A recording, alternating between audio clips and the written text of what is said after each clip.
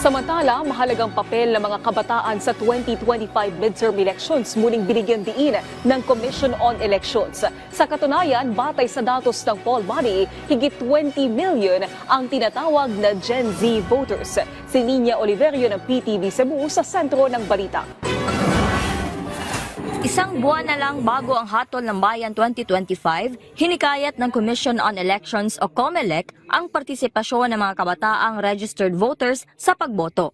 Nagsagawa ng Voters Education Campaign ang COMELEC sa ilang mga college students sa Cebu City sa tulong ng iba't ibang student at youth organizations sa lungsod. Ayon kay COMELEC Information Division Chief Leo Lim, napakahalaga ng youth participation lalo na't malaki ang kanilang populasyon sa kabuuang numero ng mga botante. Dito, napakalaki kasi ng papel ng mga youth sa atin. Una-una in terms of number, 'di ba? Napakalaking population ng ng youth voters natin. If I'm not mistaken, I think it's between 35% to 40% ng mga botante natin, 'di ba? So, kung ma-engage natin yung mga youth natin, it can make or break a candidacy ng isang kandidato, di ba?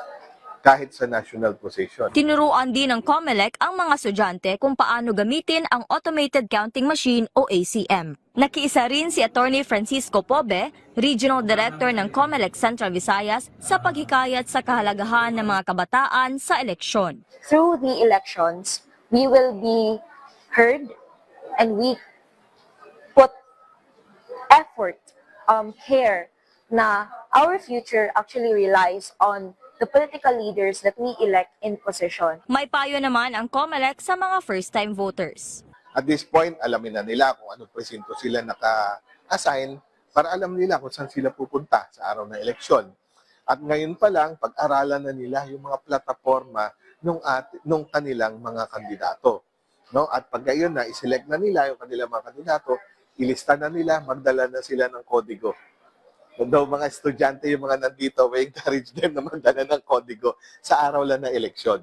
Diba? Para at least mas mabilis, diba? Mas accurate yung pagboto nila. Diba? Ayon sa COMELEC, higit 20 milyon ang voting population ngayong taon ay Gen Z at nasa higit kumulang 1 milyon ang youth voters sa Cebu Province. Mula sa PTV Cebu, Nina Oliverio para sa Pambansang TV sa Bagong Pilipinas.